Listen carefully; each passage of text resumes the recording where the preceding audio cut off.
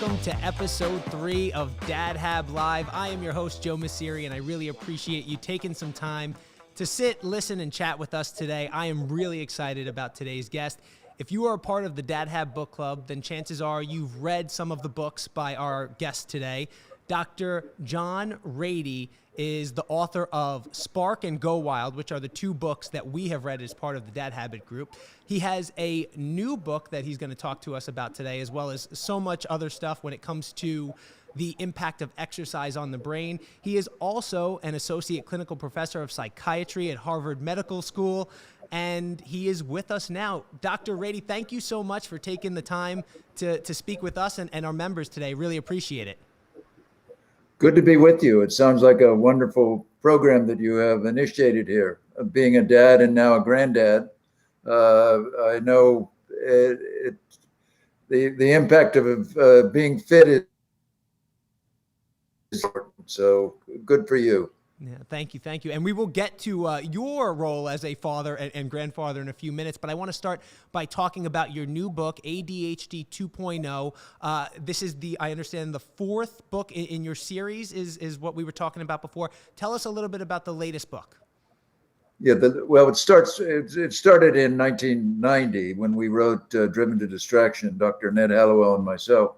So we've followed the whole development of ADHD and have been responsible for a lot of information getting out there. But it started for me back in around 1982 when I was being aware of ADHD being much more ubiquitous or common than most people thought, than we thought, and Right. The literature thought. And I had a patient who heard me talk about it, and he said, "Can I come see you?" Well, this was a very famous guy who was a professor at MIT and at Harvard, and had written these books and was a fantastic intellect. And he came to see me and he said, "Look, I've been a marathoner all my life. And since I hurt my knee about 6 months ago, I haven't been able to train or run. And I know I have all the symptoms as an adult of attention deficit disorder." Wow. Procrastinating, getting angry, etc. So I said, "Oh my goodness!" So I put him on some medicine.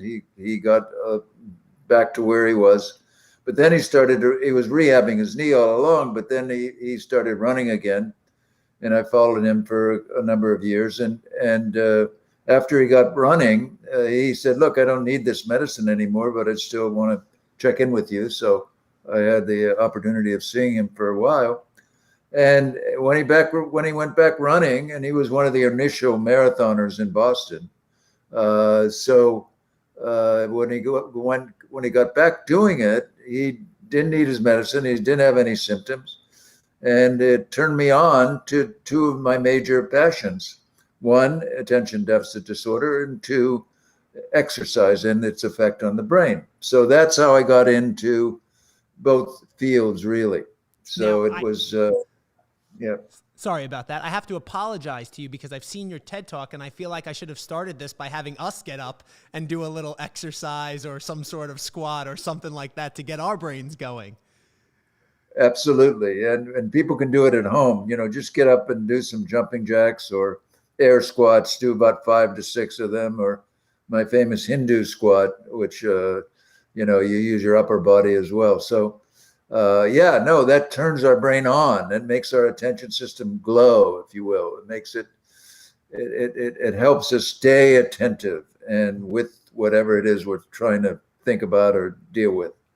So you mentioned here that research into ADHD kind of simultaneously went with the research into exercise in the brain. So how did that, I guess, spark, sorry to use your title there, but spark your, I guess, research and pursuit of everything that happened in Naperville and the impact that it was having on children there and their learning? Well, I started talking. We spoke all over the world, actually, about ADHD and also about the impact of exercise on ADHD. And so I was talking about this and paying attention to the literature that was coming out.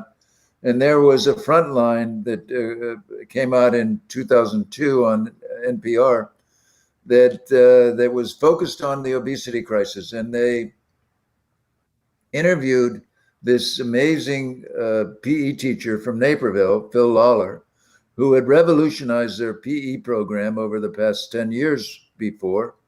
And the reason why he was on is because they were all worried about kids and obesity. And they had just finished doing all the stats in Naperville, where they had 19,000 kids in their school district. And the revolutionary new PE program helped reduce the kids being overweight or obese to the point where they only had 3% of their kids, of the 19,000 kids, were overweight. Wow. No, yeah. And the average in the US at the time was 33%. It's now 37%. Wow. And in their two large high schools, 7,500 kids, there wasn't one obese child. So you could see the impact on that. Well, what really got me on an airplane to go there was the learning that a couple years before this was done, they had sorry, my stupid phone, but they okay. They had participated in the TIMS program, TIMS, which is the International Science and Math test that every country takes every 3 years. We took it just a couple years ago again and came in 17th and 18th in science and math. Well, back then they could take it as a country. So their school system took it as a country, and they came in number 1 in the world in science and number 6 in math. Wow. That got me to jump on an airplane to see what the heck was going on there. Well, and I went there and I fell in love with the place, and it led to writing the book Spark. So here we have certainly among the healthiest kids in the US and among the smartest. That's amazing. And yeah, and so that is the basis for Spark, and that led me to read 1,000 papers on how exercise affects the brain, and fall in love with the whole idea. And I was a big exerciser myself, always had been, and realized that it helped me with my attention deficit disorder. So I put together Spark, and it was a labor of love. And really sort of, I was enthralled with how much we knew about exercise and how much we knew more about the brain. Now, cut to the fact that I had done a decade's worth of work on the User's Guide to the Brain, which we published in 1999. Yep. And I mean a decade of sort of gathering material and having a ghostwriter and all the other stuff. And so I knew about the brain. But then 9 years later, relearning about the brain and how what we knew about exercise was amazing in 10 years.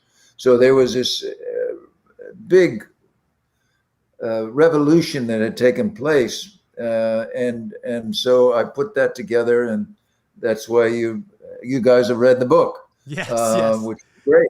You know, I have to say, my intellect has never been considered world class. However, I did okay in school. And I was speaking with my mother. I was raised by a single mother for the most part. I obviously had a whole tribe and family that supported her and us. But she would drop me off before elementary school early because she had no choice. She had to get to work. And we would play football in the schoolyard every morning before we went into school. Not knowing anything about Naperville, we were the kids whose parents had to go to work early in the morning. And she and I had started talking about that after reading your book and learning about Naperville. And I was just kind of, so surprised and so excited about the idea of, well, maybe this helped me do better in school without us even knowing it. And sometimes it's better to be lucky than good on that front, I think. So I question, you have 2 children of your own, grandchildren now as well. Did you use this as you learned about it with them? Did you get them up early before they went to school to do some exercise? Well, my younger daughter got me up early. Okay. She was a real ADD kid, and say, "Come on, Dad, let's go, let's play." So we would play before she went to school, and they both walked to school. Both daughters walked to school, and both played sports. We were lucky coming from a given tune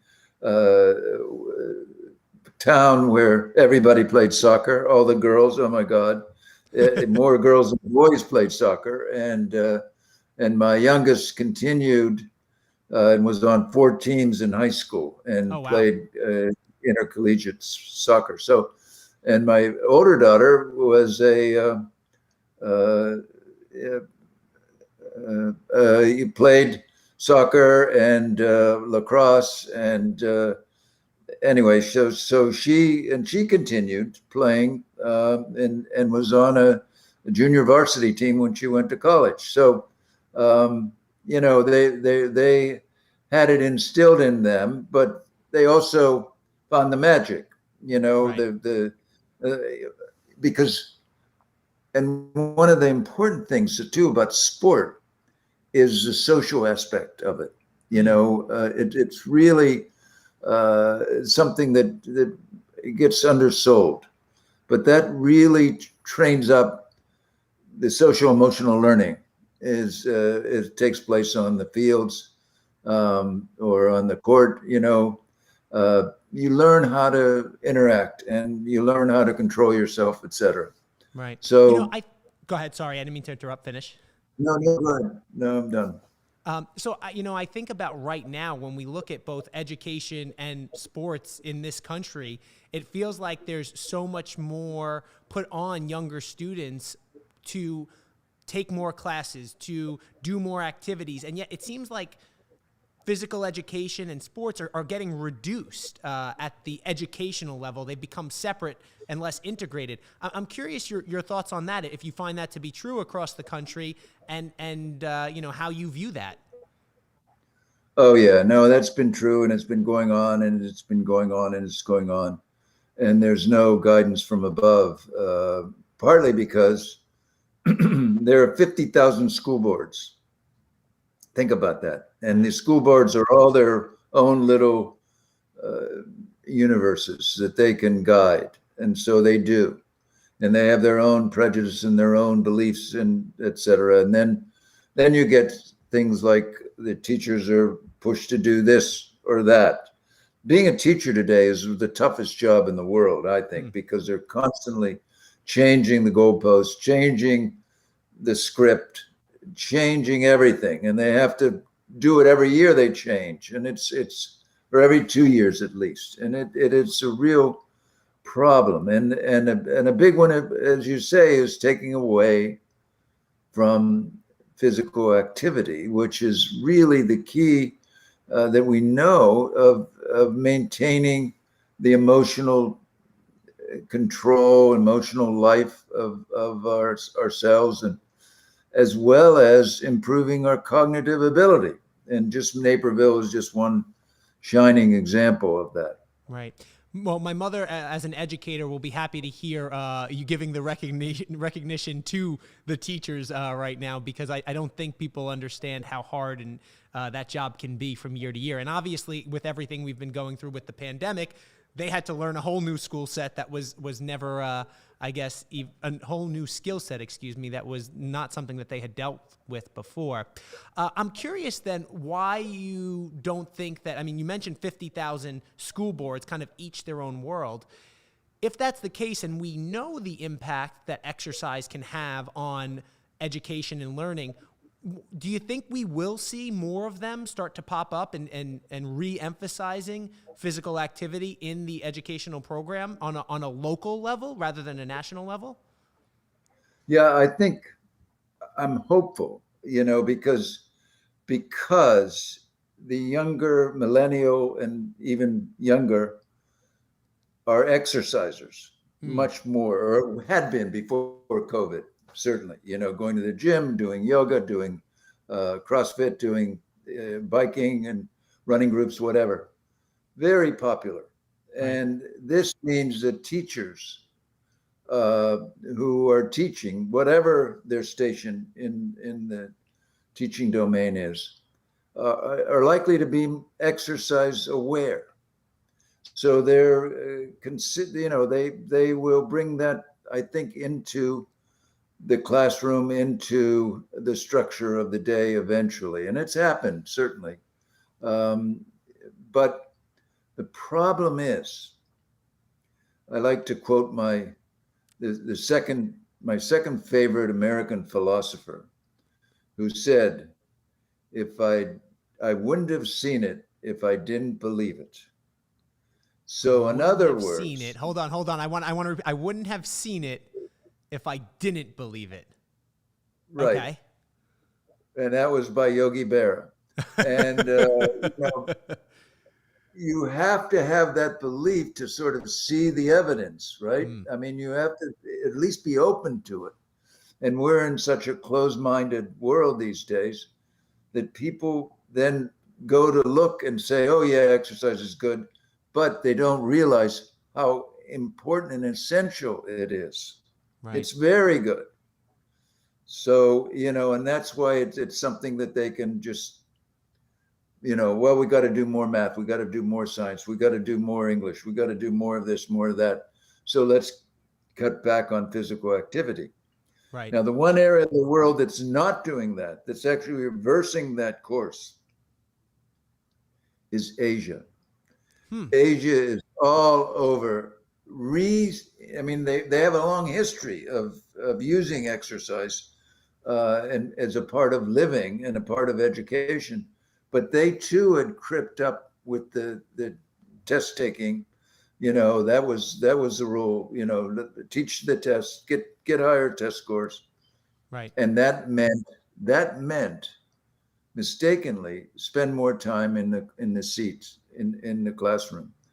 And so, but now they're switching. They're coming back where they're having PE become more of what it was and what it should have been. Right. I feel like we have. And Go ahead. Sorry. no, go ahead. I feel like we kind of have this accordion effect, right? Where something becomes popular and we push it to the outer limits, whether it's, okay, we have to teach to the test, and then it kind of comes back. I feel like now, okay, we need more physical activity and we need to get the kids up and moving again. And then it'll probably go back out to, we need to go more testing and we need to get more learning in the classroom. But hopefully we find that balance, because I think that is so important in kids' education and our lives in general, you know? Right. And as we're emerging from COVID, it's wellness and fitness are going to be the watchwords. Hmm. I mean, I am so busy with people like you who are doing programs or doing podcasts or doing articles or doing webinars. I'm busy all the time. People contacting me from all over the world, Right. all over,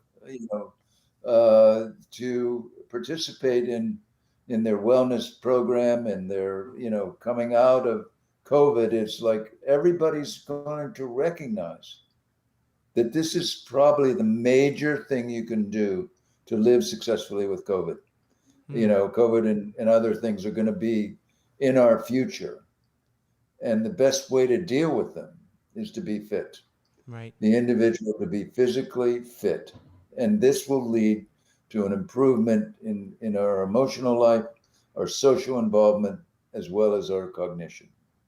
Now, obviously, you mentioned this in the book, but I'm curious for the people who haven't read it, if you can talk a little bit about what's the prescription, right? How long does somebody need to exercise to feel these benefits? Do they need to be at the gym for an hour every day in order to see the brain improvement, or can you do it in a shorter period of time? Sure. You could, I mean, it's all about intensity times, in times time. How intense you do it times the amount of time you're doing it. Which means that if you're just stimulating yourself, exercising at a low rate, it's about going longer. Hmm. And if you do it intensely, then you can do it shorter. there's such a thing, and I talk about in my book, called high intensity interval training, Yep. which is a real hit with a lot of our athletes now. That is, they do short spurts, but very intense, to get themselves in the best kind of shape. However, to get the effects that I talk about in the book, it varies. The intensity really makes for an improvement in emotional control. Okay. Mm, So the more intense exercise, moderate to intense exercise, will have more of an effect on our emotional life. very interesting. Whereas the endurance side, slower, longer, softer, if you will have a better effect on our cognitive abilities. That is, ability to learn and to think. Wow. And it sort of makes sense. Now they both work for each other, for both those camps.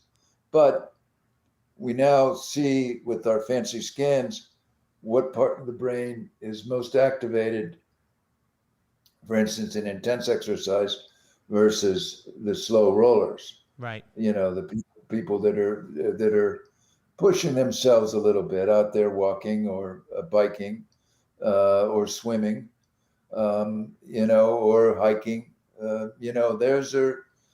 They can be somewhat intense, but they're not usually as intense for most people as something like CrossFit, where they're really into this, to the high intensity interval training. So that really stimulates everything, and I dare say their cognitive and emotional changes are much greater, than people that are just walking along and enjoying the morning. But there's a lot to be said for that as well. So you're No playing doubt. football before school. You were turning on the machinery for you to learn, and you were also turning on the machinery to keep yourself in control in the classroom. Right. So Because yeah. I'm curious because I know you mentioned this in your book too, but like the timing of when we should be doing these workouts to best benefit cognitively if we are doing some sort of educational or test, an educational setting or test. When should people be working out to get the optimal results from that? Well, there are two parts to that as well. There's what we call the acute effect, which is what you're interested in right now.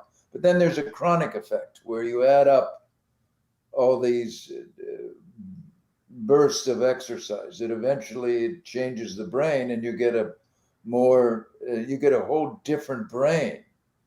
Hmm. You've added machinery to help you think more, to remember more, to attend better, etc. And that's what we talk about in our new book, ADHD 2.0, that the acute effect of balance training, of aerobic, of weights, of kettlebells, that acute effect, if you do it for even 20 minutes, you will have an improvement in your test scores. Wow. And if you do something like Zumba, okay, for people, or some kind of movement to music and with the group, and some kind of script that you're supposed to be doing, that really challenges the brain. And the whole point of exercise is to challenge our brains, to make them work better. And a big part of the revolution that I talk about in Spark is our awareness that our brains are like our muscles. The Hmm. more we use it, the better it gets. I love that. And if you don't use it, then you erode, then it Hmm. goes away.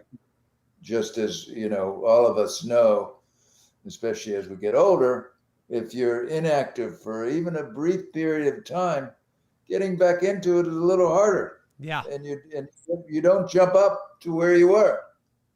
That's why athletes are working out every day or skipping a few days, and then but still doing something to keep their tone up, but it's more to keep everything going in their bodies and in their brains. Yeah, that's great. We've been seeing Tom Brady talking a lot about that and reversing course a little bit as he defies time and continues to win Super Bowls there. You know, I'm curious. So there's two things after I read Spark that I kind of went out and did immediately or started changing. I went out and got a heart rate monitor because, as you mentioned, the intensity, I found it fascinating that we might view somebody else working out and it might seem as though they're not working as hard, but what's actually going on in their body is something different than is going on in somebody else's body in terms of how hard they're working. Can you talk a little bit about that and just Sure. knowing the individual and you figuring out your own effort level, I guess? Sure. No, there is, in the US, we mainly use heart rate change as a measure for exercise intensity, endurance, etc. Other countries use other fancier things sometimes, but basically using heart rate. So you want to be in the what's called the cardiac training zone. For instance, back to Naperville, part of their magic was changing their grade structure in PE and saying, okay, a big part of your grade is going to be how much time you spend in your cardiac training zone during the week with the heart rate monitor. Because heart rate and the amount of time the amount of beats you make with your heart is a reflection of how much muscles you're using. Mm. And that's a reflection of how much brain stuff you're activating because they're all go together. And that's the beauty of it because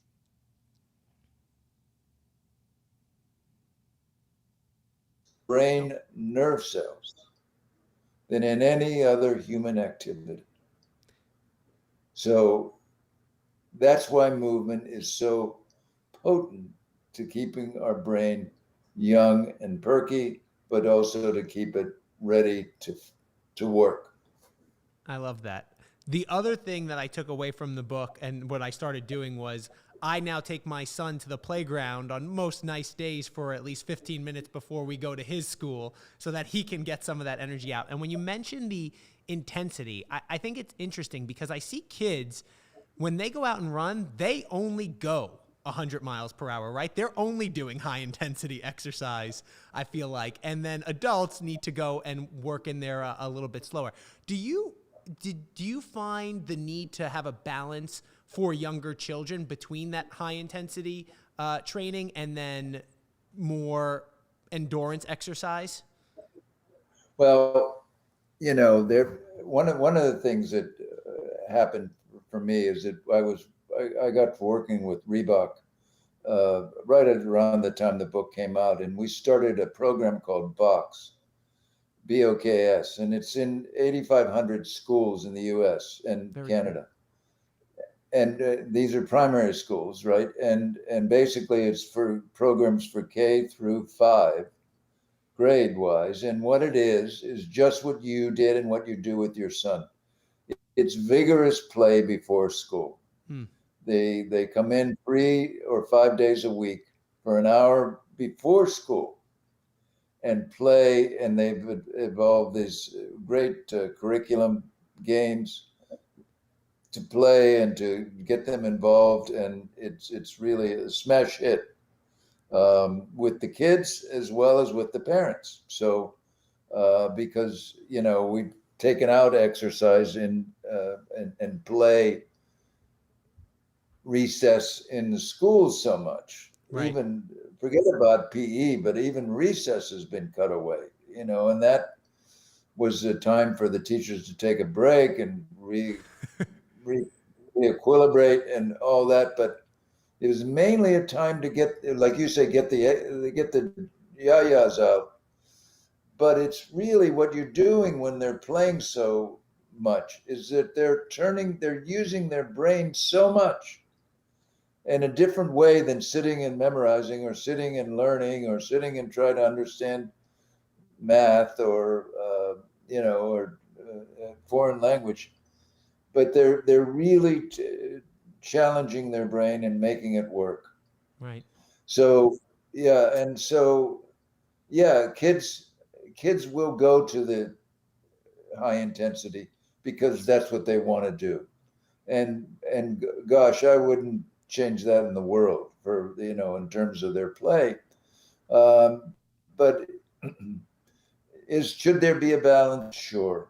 I mean, it's balance is the watchword for living correctly, for Right. living right, and it's everything about balance. So, and in the same way with the kids, but usually in today's world, we don't have to worry about putting the brakes on because they're I mean, and we talk about the ADD kids as having a Ferrari brain with bicycle brakes.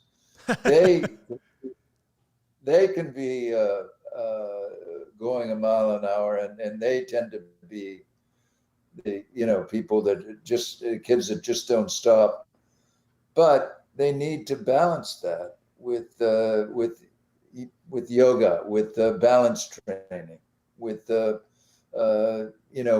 doing something prescriptive like martial arts or dance, which are the probably the best forms of exercise that we have because you're using so much of your brain Hmm. and you're having to engage a lot of learning and a lot of fine tuning. So your brain is really working, and that's sort of the height of getting your brain ready.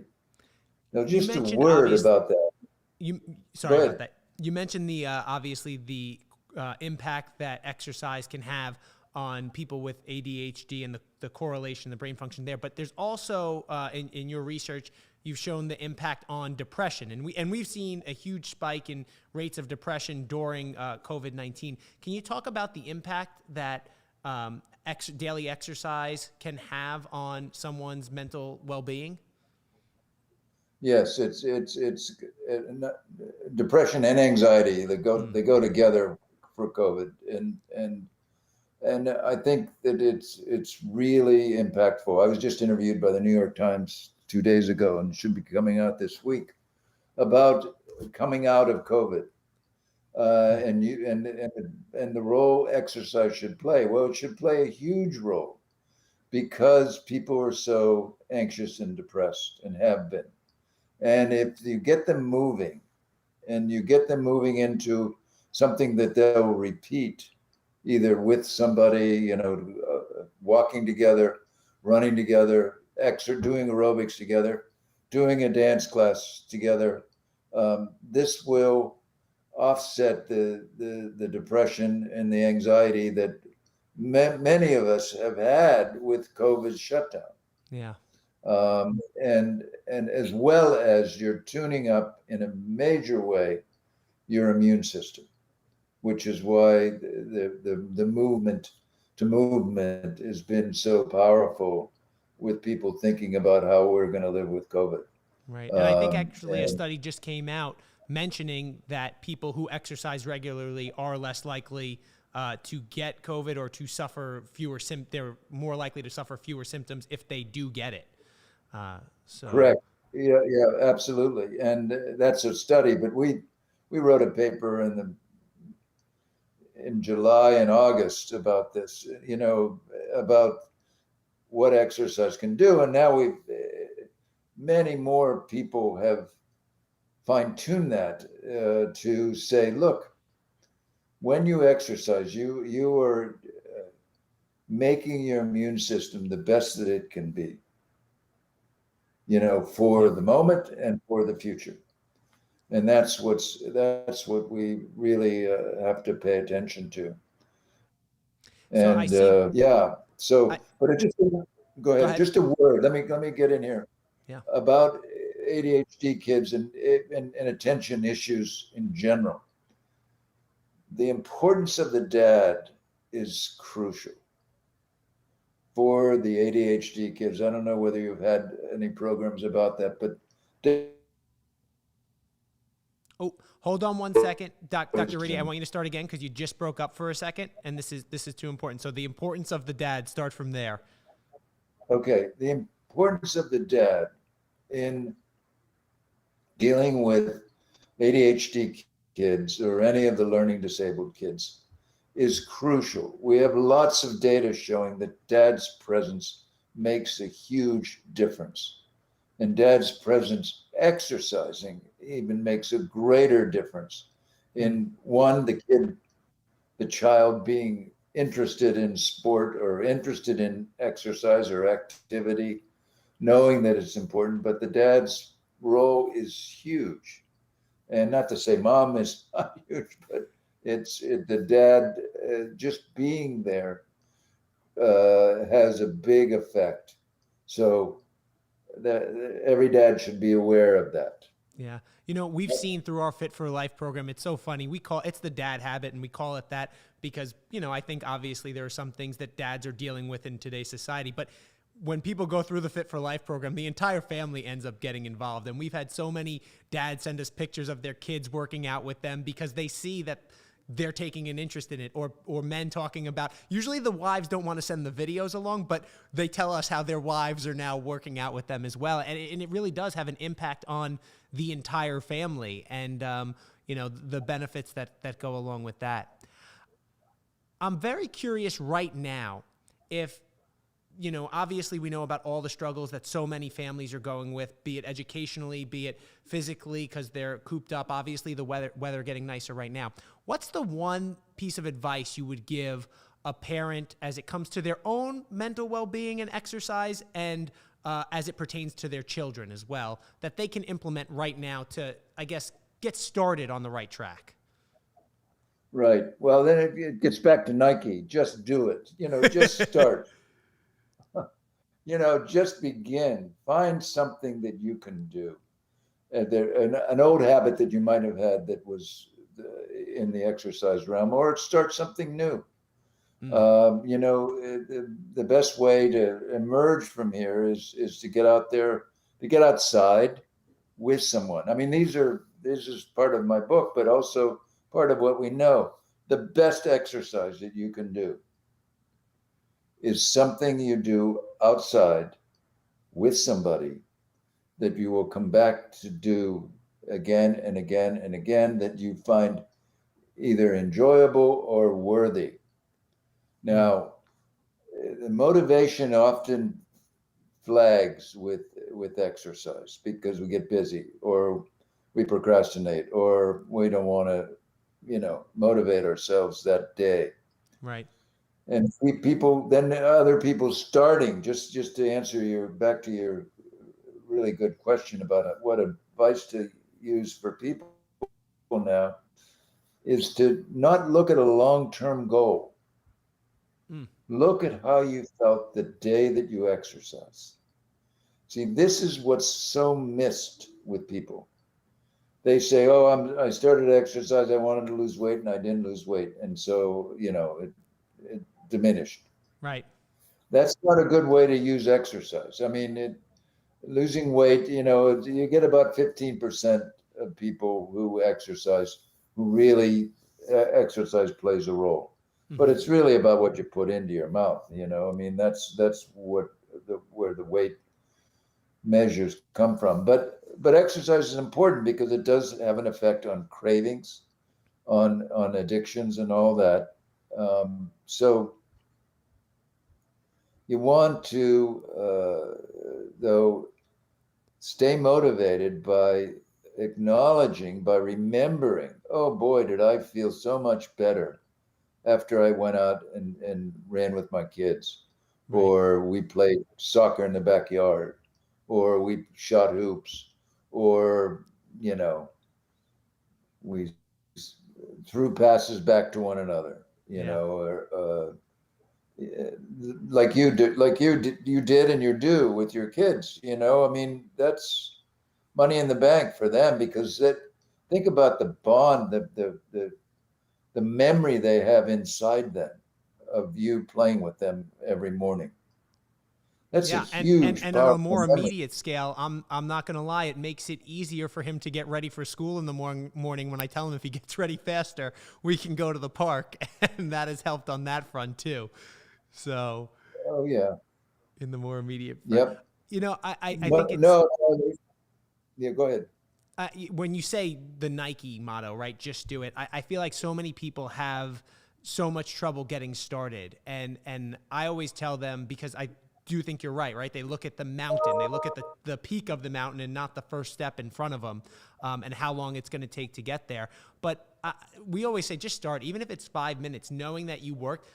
I lie to myself all the time. When I want to get a workout in, I say, all right, I'm not going to do this, but you know what? I can do 5 minutes. I'm just going to do 10 push-ups or 10 squats. And then once I get doing it, it all of a sudden makes me say, okay, I can stay here for 5 more minutes. I can do 10 more. But starting is so often the hardest part for so many parents out there. And then the other thing is, I don't think dads or moms, they don't prioritize themselves, right? And then they find themselves snapping at their kids or not having the patience that they need, and they can't figure out why. And it's because they're just so burnt out and they haven't put any money in their own bank. They haven't. They're pouring from an empty cup, to borrow a phrase that I think is cliche at this point here. But they need that to show their kids, one, how to take care of themselves, and two, to be able to take care of their kids better when it comes to that. I'm curious, in your own life, and now with your children being parents and being a grandfather, have you seen that kind of trickle down for the next generation for you? Oh yeah, my grandkids. Thankfully, they had a really great bubble during COVID, where they lived in a triplex house, and each of the other two families had two kids around their same age, Mm. so they had a little pack, a little wolf pack, and so then they had an area that they could run and play in. So they were always doing that, always outside playing, and then they had to get online to go to school, but then they did schoolwork together, Right. but the idea was, yeah, they were very active. And my daughter, the mom of the two grandkids, is very active herself, and Mm. is that trickles down. It does trickle down, absolutely. Do you have, you So we mentioned, see that. go ahead. No, no. Do you have any advice, because it is a little bit more difficult as you get older to, I guess, keep that same routine? How have you managed to continue to stay active, and what advice do you give to people on that front? Well, I mean, it's to do something you can do, and Mm. especially with COVID. So what's great that is that I've learned and sort of cemented in my mind is that there are all these great YouTubes out there Hmm. for free. I mean, Yep. they're you know. So we did when we started in COVID. We knew this was going to be a drag, and this is when everybody was really locked in and not even getting outside. We did get outside to go on hikes, but where no one else was. Right. But we started doing Zumba 3 times a week. And for me to do Zumba is amazing because I'm not the most coordinated dance person in the world, but it was a challenge and it was really good. And we did it 3 times a week with the whole group around the world. And it's very stimulating. We look forward to it. So I'll look for And you on the next season of Dancing with the Stars then. no, no, not in the least. But So, I mean, but it was one thing to do, and then I quickly got some kettlebells because they were off the shelf yep. everywhere. I mean, really, it's two major Google hits in the first 3 months of the lockdown was one, food and gardening. Two was exercise and exercise equipment. Mm. So Amazon sold out of their exercise equipment very quickly. and everybody was going to Amazon because of, you didn't have to leave your house. Right. Um, and but anyway, and so I got into doing kettlebells, and boy, was that. I still am. I still am, even though we're much more active outdoors now, and especially as the weather gets better. I love that. I love that. Well, We had a great opportunity, and we were in Hawaii for 2.5 months for January and February and half of March. So we missed the bad weather, but and everybody out there is outside which doing. island were you on? We were on Oahu. Oahu. Okay. All right. Yeah. Well, we can talk more about Hawaii another time, but it's amazing to me. Spark is almost 10 years old at this point, and how relevant the information is once again, especially right now. We end each of these shows here, Dr. Ratey, with asking you, because this is the dad habit, and we look at small, healthy habit changes. What's one habit that you do every day that you think is most impactful on a positive outcome for your own life that you might be able to share with people? Sure. I think the what I do daily is I have a kettlebell routine, and I know it's going pony in on my exercise business, but or my exercise orientation. But I have a 10-minute kettlebell workout with Chi Rodriguez. Oh, It's cool. a video, a YouTube. 10 minutes is all. And boy, I'm a member of his team. He says, "Come on, team, do this, do that." So my wife and I do it, and so it's. I try to do it at the beginning of the day because it really starts the day off well. Mm. So it's something that you will do, that you will come back to, that gives you a feeling of completion, that you really enjoy, or you really feel this is building you. And we did all kinds of stuff. We did breathing, we did yoga, we did, but but the kettlebell routine is one thing that we persist in. So I Awesome. would say there you go. Awesome. Yeah. Dr. Ratey, the new book is ADHD 2.0. Spark is a classic at this point. Go check those out. I really appreciate your time today in speaking with us. And if you have any questions, please don't hesitate to drop us a line on Facebook, YouTube, wherever you're consuming this. And of course, if you need this on the go, we will be putting out the podcast in just a couple days, so make sure you check it out there. Dr. Ratey, thank you again. I really appreciate your time today. Thank you for having me. I enjoyed it very much. All right. Have a great one. And everybody watching, thank you for watching wherever you are. And make sure you go out there, get moving, get active. The weather's on our side. Appreciate you tuning in to the Dad Hab Live. Have a good one.